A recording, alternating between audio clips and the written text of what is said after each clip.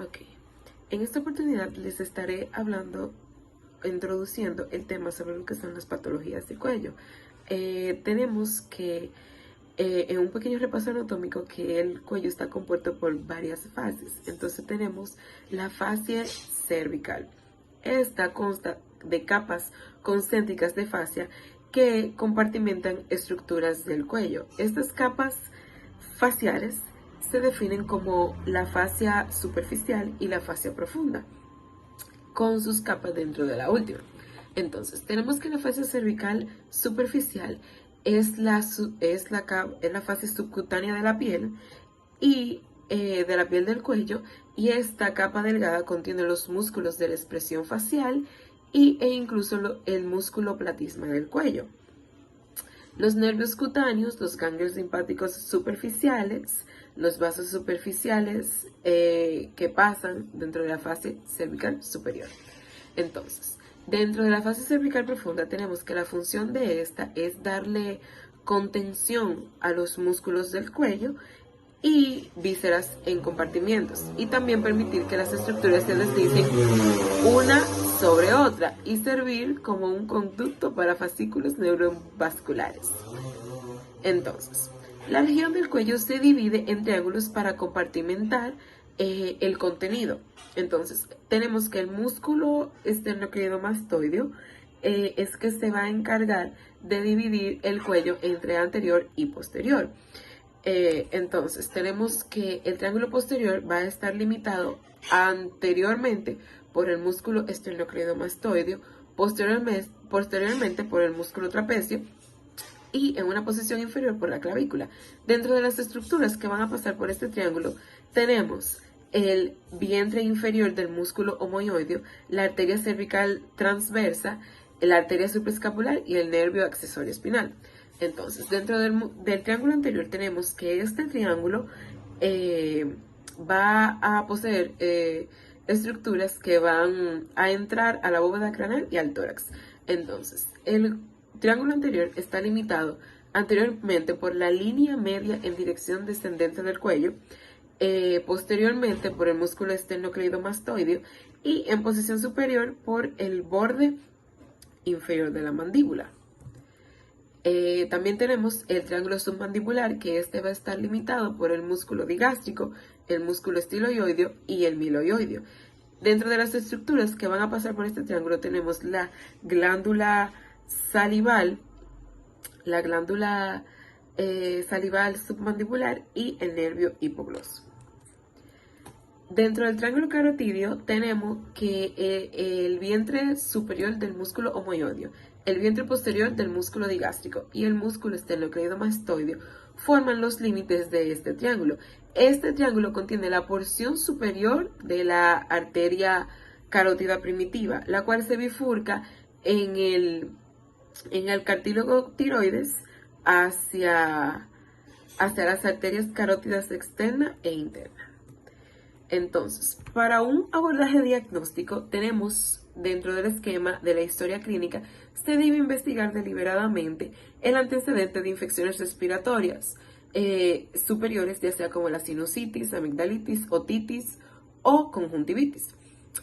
También tenemos los problemas dentales y en especial los pacientes que poseen tabaquismo y o alcoholismo, que casi siempre están relacionados con estas enfermedades. Los antecedentes familiares también son importantes.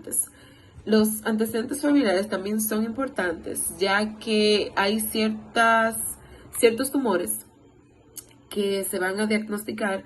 Un ejemplo de estos son el cáncer medular de la glándula tiroides. Entonces, los auxiliares diagnósticos. Los métodos auxiliares diagnósticos, si la patología está circunscrita, se utilizan todos los recursos de apoyo diagnósticos que se tenga o que se posean para determinar las características y la etiología del padecimiento, y la biopsia del lugar para determinar así si la histología y poder dar un diagnóstico integral y certero. También hay estudios que, sin ser considerados de rutina, deben ser implementados, como son la radiografía simple de tórax, pruebas de función tiroides, también los estudios contrastados como son un esofagograma, con varios estudios de gabinete como son la tomografía computarizada por contraste o una imagen de resonancia magnética. También tenemos lo que es la endoscopía laringe o la endoscopía superior. Dentro de las patologías quirúrgicas, tenemos lo que son los abscesos cervicales. Estos son colecciones purulentas en el cuello que se caracterizan por fiebre, tumor cervical, con eritema, dolor a la palpación y fluctuación. La vecindad con otras estructuras anatómicas importantes, como son las carótidas, la tráquea y los troncos nerviosos, hacen que un acceso en el cuello deba ser tratado por un cirujano calificado. También no podemos olvidar lo que son los accesos en frío, que estos son presentados por pacientes que padecen de tuberculosis ganglionar o tuberculosis extrapulmonar.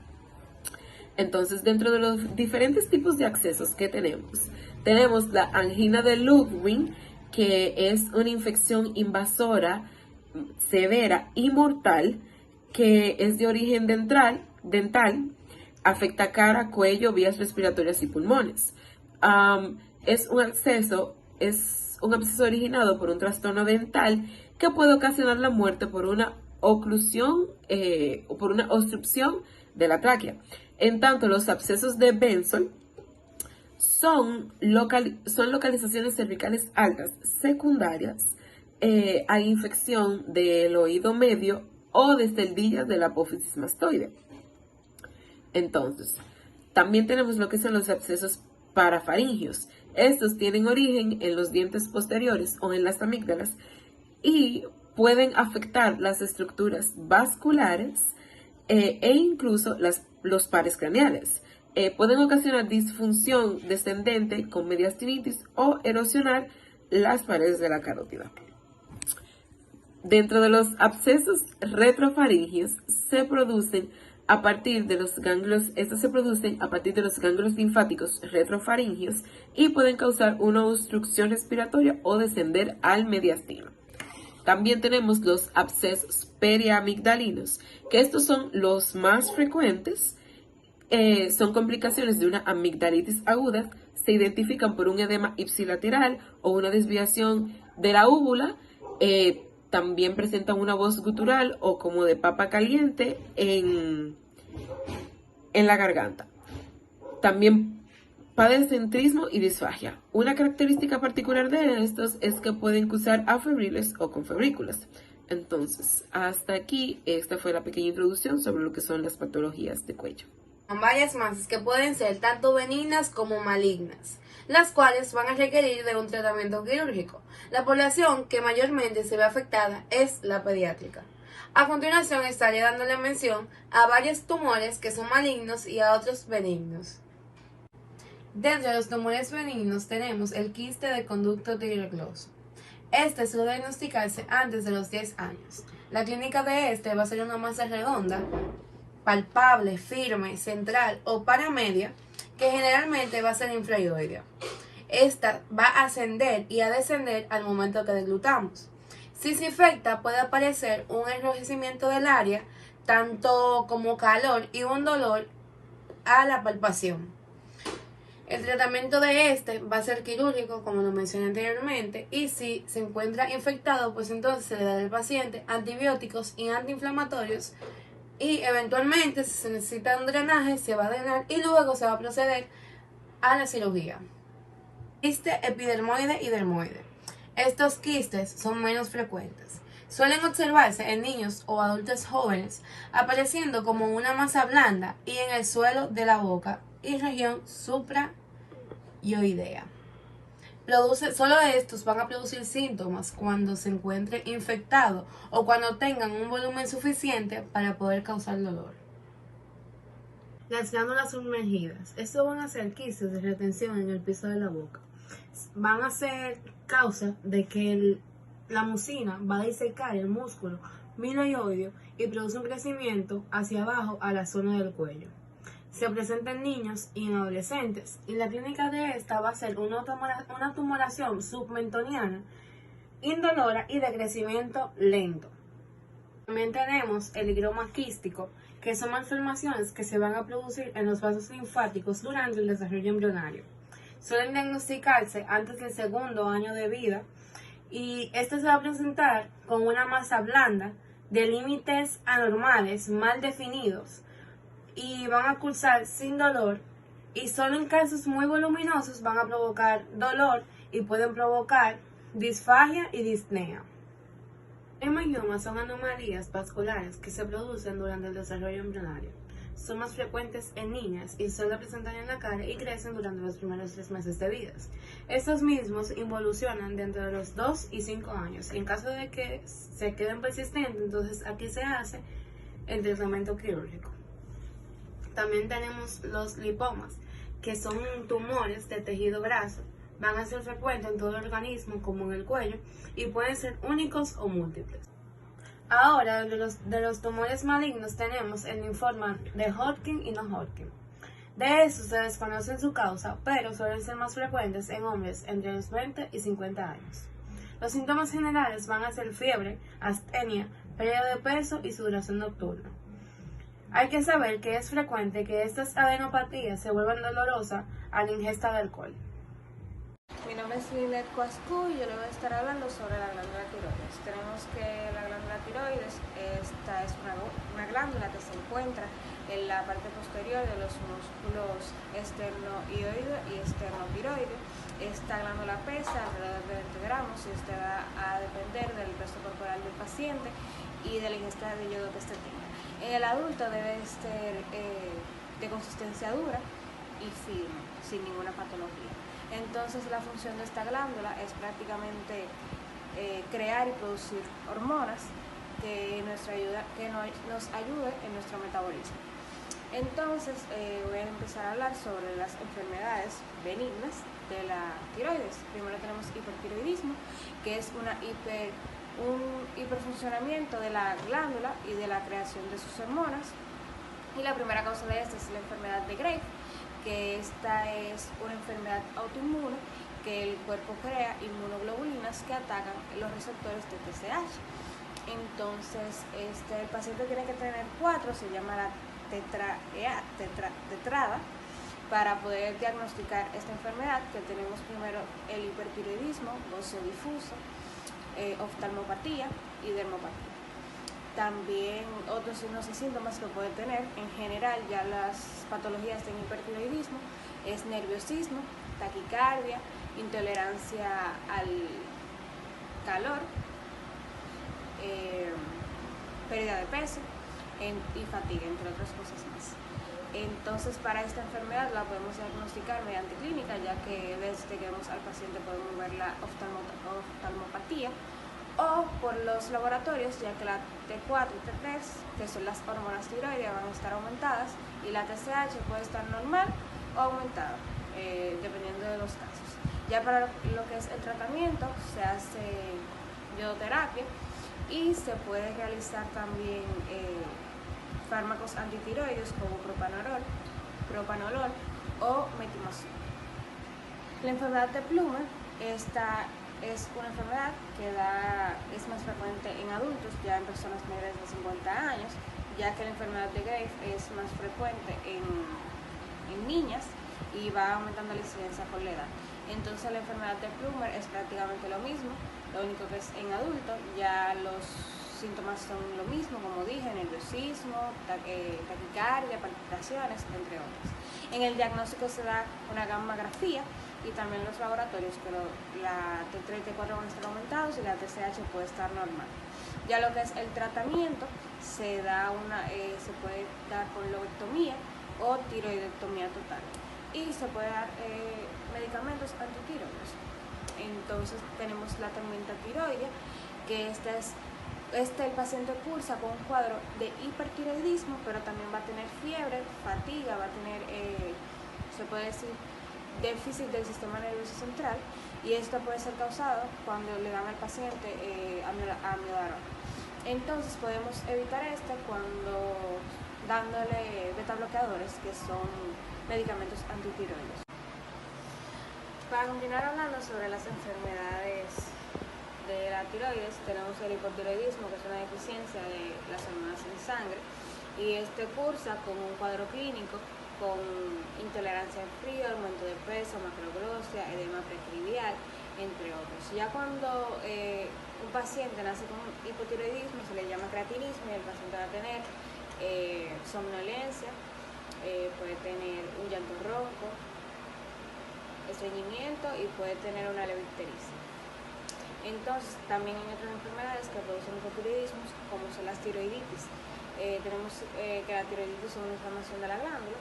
Tenemos la aguda o superativa, que esta es causada por bacterias como Staphylococcus aureus o bacterias anaerobias que pueden llegar por vía hematógena.